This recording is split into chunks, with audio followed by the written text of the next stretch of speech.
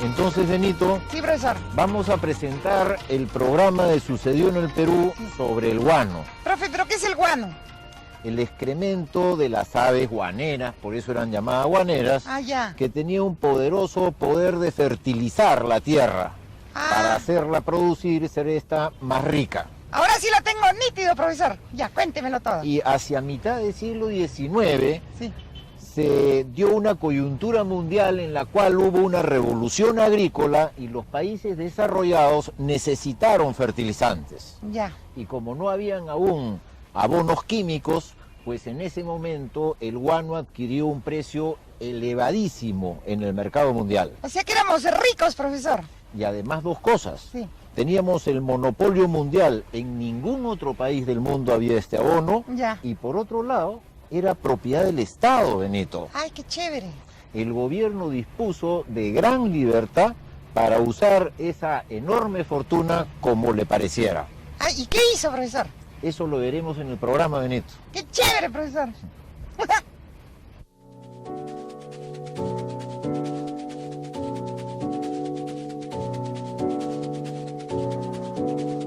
La República del Guano es un buen resumen de la historia del Perú.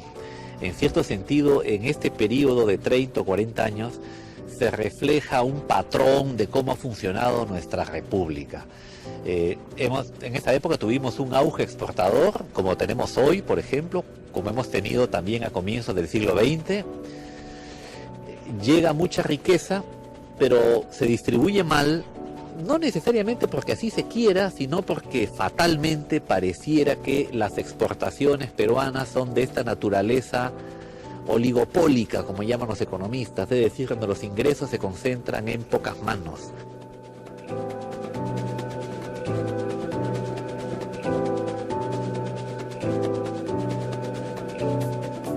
Se trata de una economía rentista, vuelvo a decir, no mercantilista, donde la gente está acostumbrada a poco esfuerzo, las mayores ganancias, con el menor trabajo, ¿no?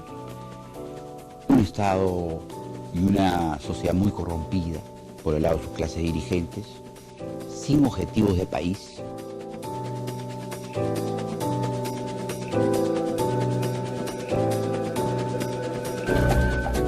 Enriquecimiento súbito, repentino, lleva a desorden en el gasto, corrupción y, es cierto, un poco de apertura del mercado interno y de obras de infraestructura, pero que lamentablemente no logran neutralizar los otros efectos perniciosos. A partir de 1840 se produjo un crecimiento espectacular de las exportaciones peruanas, que habían estado a la baja prácticamente desde el comienzo del siglo XIX. El guano fue el principal protagonista, aunque no el único producto de exportación, porque arrastró a los minerales como salitre, cobre y a los agroindustriales como azúcar y algodón. A mediados del siglo XIX, el crecimiento de la demanda de alimentos y materias primas en los países desarrollados obedecía a la industrialización internacional. Esa expansión de la demanda mundial fue para el Perú republicano una primera época de auge de las exportaciones de materias primas. Ese crecimiento se sustentó en la renta del guano, que como producto era muy especial, porque el Perú era el único productor mundial de un bien entonces muy preciado en la economía mundial.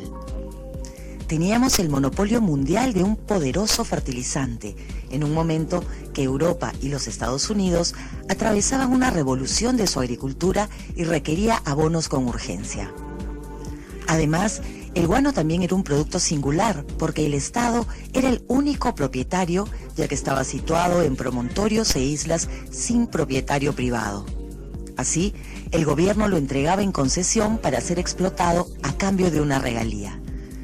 Para imaginar su impacto, debemos pensar en cómo sería la economía peruana hoy si todo el petróleo del mundo estuviera en unas islas al frente de nuestras costas y en manos del gobierno.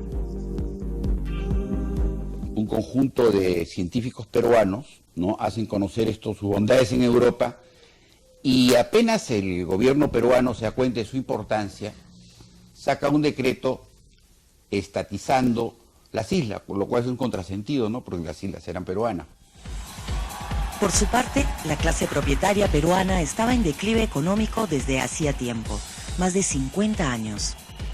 En el siglo XVIII, las reformas de los Borbones habían significado el fin del viejo monopolio comercial de los mercaderes de Lima. Luego vinieron las guerras europeas de fin de los años 1700 y la interrupción de las líneas habituales de transporte y comercio. A continuación, el conflicto de la emancipación, que fue muy costoso para el Perú. Los comerciantes de Lima apoyaron al virrey y se compraron el pleito de sostener económicamente la causa realista. Terminada la guerra y habiendo perdido su bandera, se retiraron llevándose lo que quedaba de sus caudales. De ese modo, en la Lima de los años 1820-1830, había desaparecido la antigua opulencia. No habían ricos y las fortunas se habían desvanecido. Por esa razón, cuando empezó el auge guanero, no había una clase propietaria peruana que pudiera organizar el negocio. Cuando surge el negocio de la exportación de guano, es cierto que en el Perú no había experiencia empresarial para encargarse de un negocio que tenía sus complejidades. Puede parecer sencillo, ¿no? Porque el economista Shane Han justamente decía, era tan fácil como recoger el guano y echarlo al barco. No había ahí que invertir en refinación, transformación, pero luego transportarlo a los mercados europeos, pagar fletes, seguros, contactar a los clientes, almacenar el producto mientras tanto para poder realizar los despachos, eran operaciones complicadas, había que tener disponibilidad de crédito y contactos en el mercado internacional. Así, el gobierno contrató la exportación del fertilizante con casas comerciales inglesas que manejaban el comercio exterior peruano desde la independencia. La famosa Casa Gibbs de Londres fue concesionaria de los mercados más lucrativos del guano y transcurrieron más de 10 años con este sistema.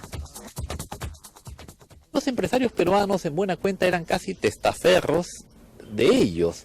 Es cierto que en el ínterin comienzan a aprender un poco del negocio y conforme el mercado del guano va creciendo hacia Norteamérica, Cuba, Puerto Rico, incluso la China, el Oriente, España, Cuba, los empresarios peruanos, entre los cuales está Manuel Pardo, por ejemplo, que luego sería presidente del Perú, se interesan en este negocio y comienzan a ganar experiencia. Después de décadas de recesión y retroceso económico, de pronto el país se volvió muy rico y una montaña de billetes acudió a las arcas fiscales.